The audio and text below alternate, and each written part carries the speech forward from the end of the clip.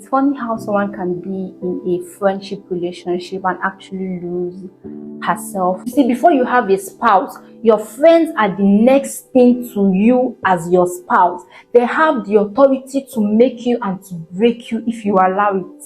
Hi, my love. So I'm Beauty Mike, and today we're having a sit-down video, and I just wanted to talk to you all about something that I felt would be beneficial to you, because it was beneficial to me. So let's jump right in. So the topic of this conversation would be understanding friend / understanding friendship. A lot of us have always heard about understanding girlfriend or maybe understanding boyfriend. I woke up this morning, probably I wasn't in a dream, and I just got this inspiration from the Holy Spirit, and I just felt I needed to share this with my community. I pray that this video is going to help someone that is watching it, to help you get out from that situation if you are in a situation. It's funny how someone can be in a friendship relationship and actually lose herself or himself, because you're trying to not get your friend offended or not make the person feel bad because of this or that. Although from the beginning you might have seen some things that does not resonate with you or is not your kind of thing, but you just feel that this thing might work, and then you go into the friendship relationship. And now when you are in this relationship, you just really do not want to see that person upset, or you don't want to feel like the good person or like the holy person in the relationship or in the friendship relationship, and then you try to overlook a lot of things, or sometimes you just try to go with the flow so that you feel among, or you experience things or see like the way this person is saying, like because this person is your friend and you also just want to experience it per se. I, for one, have been someone that really does not know how to create boundaries in a relationship friendship, and that's why most times, or I don't know if I've ever mentioned this channel, that when I was young, I used to pray that God would give me someone like me. I just felt the person would really understand me, because to some extent I understand myself, alright? So I think I do not know how to create boundaries in a relationship friendship, and that has actually affected my relationship friendship to some extent. But God so beautiful, and God so amazing, and God so loving that He has tried to bring me out, or try to probably open my eyes to see things or to understand things that are not supposed to be, through some amazing people in my life. And I just felt I should share this video with each and every one of you. So probably if someone is also in my shoe, this video will help you to also get out from that situation. And it's also funny that other people might see you and be like, oh my God, this girl has lots of boundaries, she knows how to do this or how to do that. But it comes to this one person, or it comes to these particular people, that when you are with them, you just tend to lose yourself. And when I say lose yourself, not in a healthy way, but in an unhealthy way. So when I talk about understanding friend or understanding friendship, now you know where I am coming from, It's coming from the unhealthy part, on the unhealthy friendship. I believe as someone, if you have boundaries should resonate not just for people outside. And sometimes you do things with these people you call your friends, not even just because of the love you have for them per se, but because of the fact that you don't want them to time you as the holy past kind of person, because you know that you're still trying to figure out yourself in Christ, and you're still trying to fight some of the things in your life, and you don't want them to now see it in you one day and not be like, it's not you that is trying to be holy, it's not you that say no to this and no to that, and today this is what you are doing, and then you just want to go with the flow with them, so that in case you tomorrow they're not going to judge you for it, and you just keep going in such circles that will not elevate your life no matter what, because they will keep doing these things and you keep following them because you don't want to one day and they'll be like, I thought you were good, I thought you were the best, then why did you? Before we continue this video, I'm just going to play a clip that I saw on a very good friend of mine, his story one day, and this clip just hit me so bad that I had to just call and we had a conversation. And it's from Apostle Emmanuel. It doesn't matter how born again you are, until you change your friends, your life will not change. Some of you, I wonder where you get your friends from. What are you doing? What concord does the temple of God have with Baal? Listen, this is not to say that you can't walk with people in the office or have acquaintances, but choose your inner circle with wisdom. This is the most important principle. The way we restore people, the way we get people to walk in a manner consistent with their nature is by association. If anyone is overtaken in the fault, ye which are spiritual, restore. Don't be deceived. Evil association corrupts good manners. It doesn't matter how strong you think you are. It doesn't matter how disciplined you think you are. Evil association corrupts what? There's a reason it says don't be deceived, because you will keep telling yourself you can handle it. It's just my guy. She's just my girl. Don't be deceived. If you want to have a prayer life, have prayerful friends.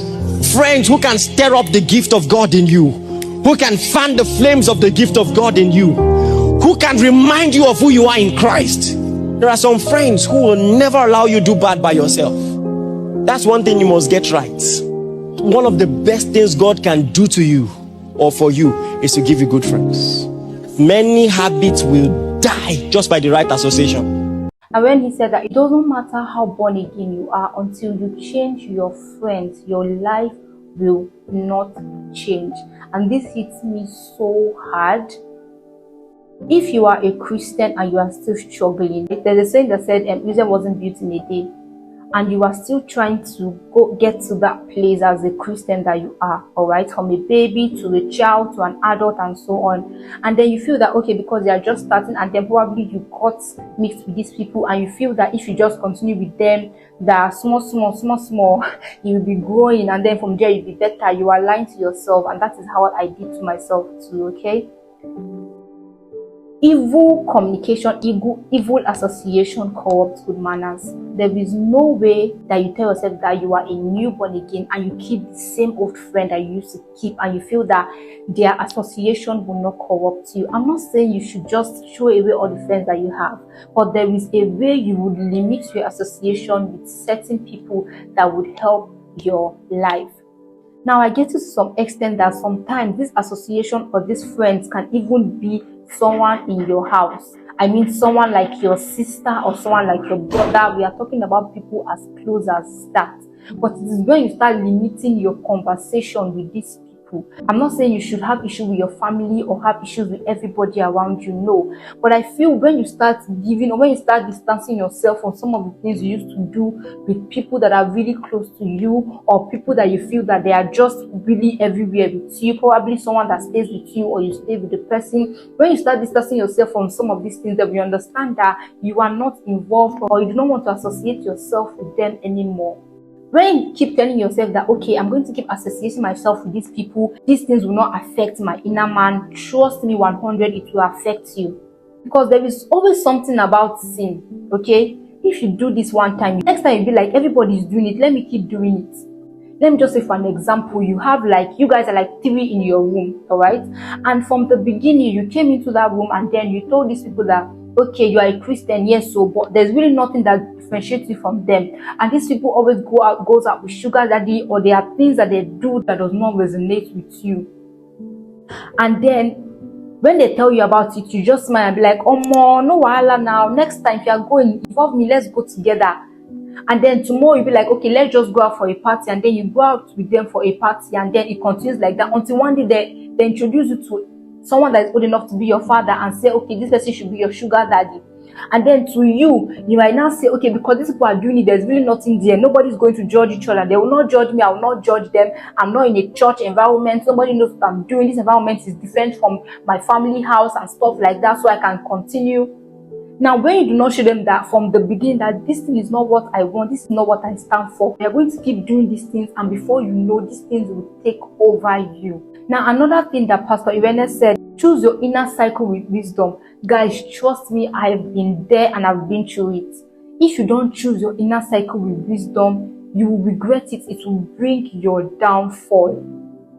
If you are someone that is for Christ, there is just something in your heart that knows that this thing you are doing is wrong.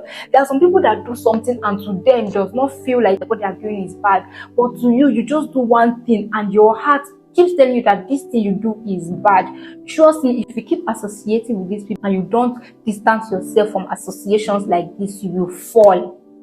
Trust me, you will fall. Choose your inner cycle with wisdom.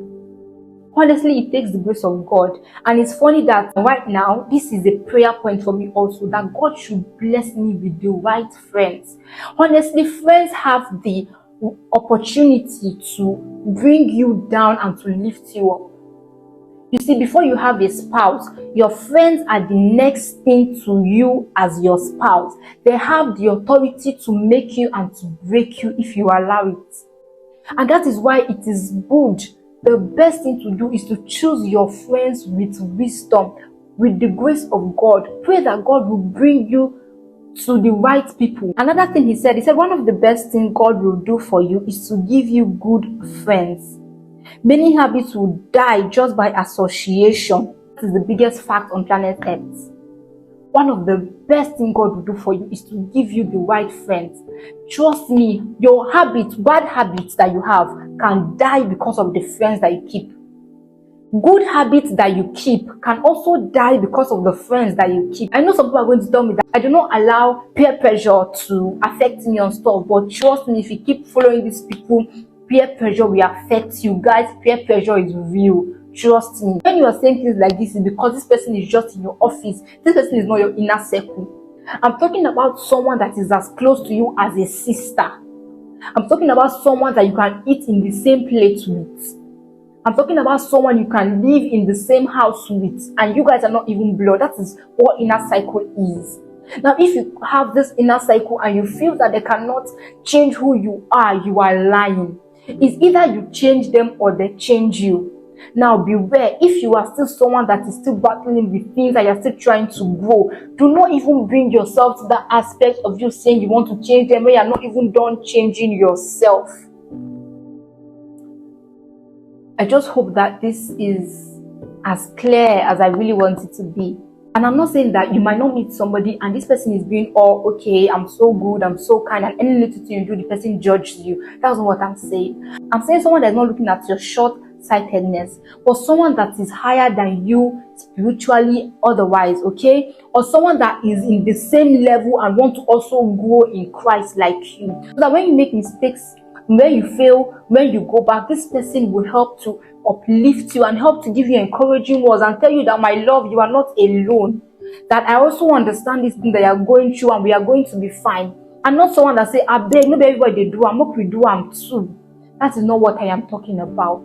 And if you are like me, you might not want to be a bad person and then you do not want to object to what your friend is saying because you do not want to hurt the person's feeling, or you don't want to look like a bad person, or when this person is talking about something that you know does not resonate with your inner man, you just keep listening because you don't want to say, please, I don't want to listen to things like this because I do not like it, or these are not the kind of things I want to be hearing, or please just keep this information to yourself. You do not want to look like a bad person, and so you keep listening to talks like this, keep listening to words, and keep listening to this person say a lot of things that are no way going to help your life in any way.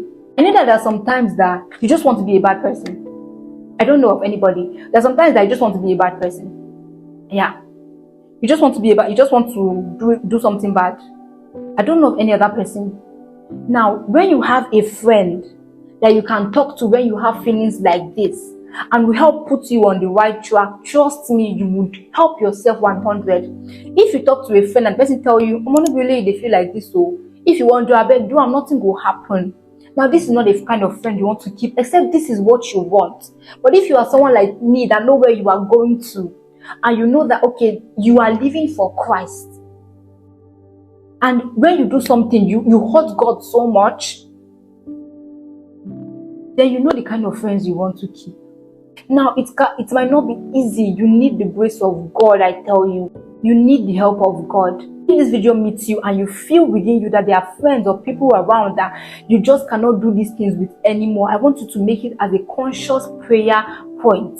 That every time you wake up, you ask God that, God, I do not want this kind of friendship anymore. It might not happen one day, it might not happen the next day, but trust me, it will happen. And do not quit praying. Do not quit studying your Bible. Even though you feel that what you are doing is not resonating with what Christ wants you to do, but do not keep praying, do not keep studying your Bible, do not keep consciously just thanking God and exalting his name whenever you can or you should. Now, I'm still in that process, and I just wanted to share this video, and I hope it helps you as much as I'm being helped right now. Being a kind person does not mean you cannot have boundaries with your friends.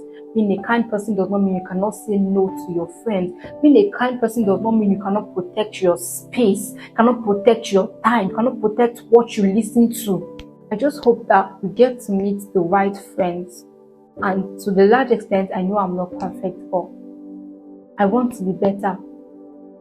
I want to be better for myself. I want to be better for Christ, because I love him so much. I cannot keep hurting him every time. And I hope that this video helped you as much as it should, and as much as it's helping me right now. So until my next video, stay happy, stay blessed, and stay safe. And I'll see you on my next video. Bye.